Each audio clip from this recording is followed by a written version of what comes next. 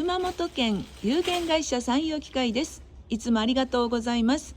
本日、移籍トラクター GEAS253 のエンジン、ウォーターポンプより水漏れのため、修理を進めてまいります。